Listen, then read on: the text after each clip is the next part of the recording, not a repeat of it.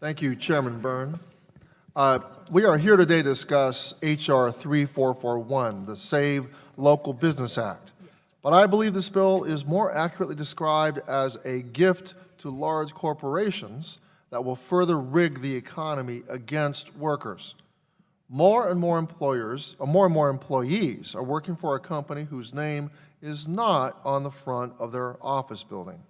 Instead of hiring employees directly, companies are renting employees from staffing agencies and then evading responsibility for upholding the rights of those workers, even though they profit from their work.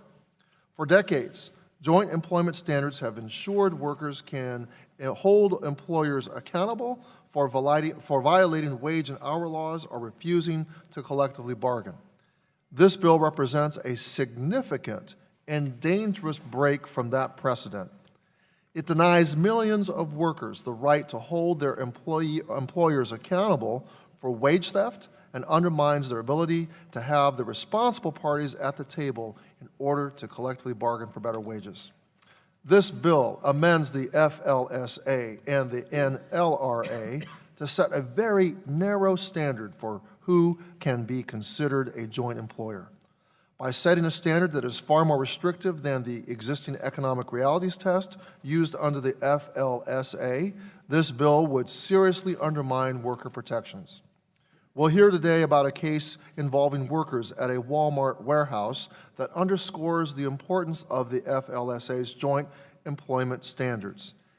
In this case, Walmart contracted out the operations of the warehouse to one company, and that company in turn contracted out the staffing of the warehouse.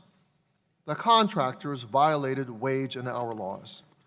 And because of the joint employment standard under the FLSA, 1,700 workers were able to bring Walmart and both contractors to the table to collect the pay that they had earned.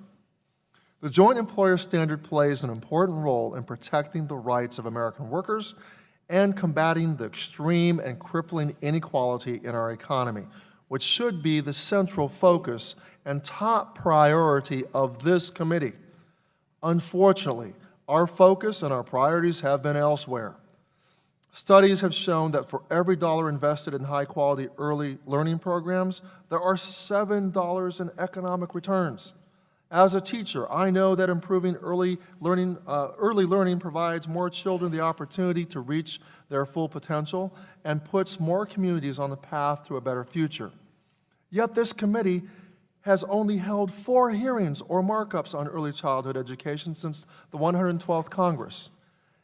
In comparison, as the chart shows, during that same time, we have had 35 hearings and markups attacking labor unions and workers' rights to collectively bargain for better wages and working conditions.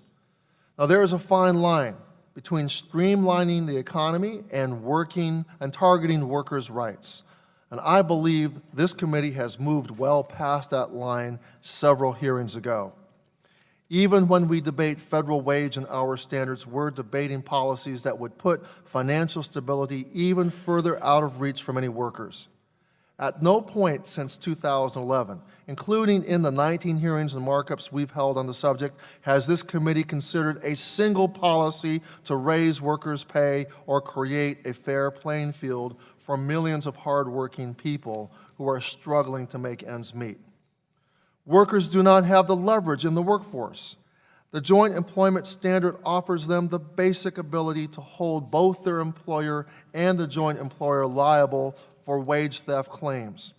This bill would strip workers of one of the few areas of leverage they have left.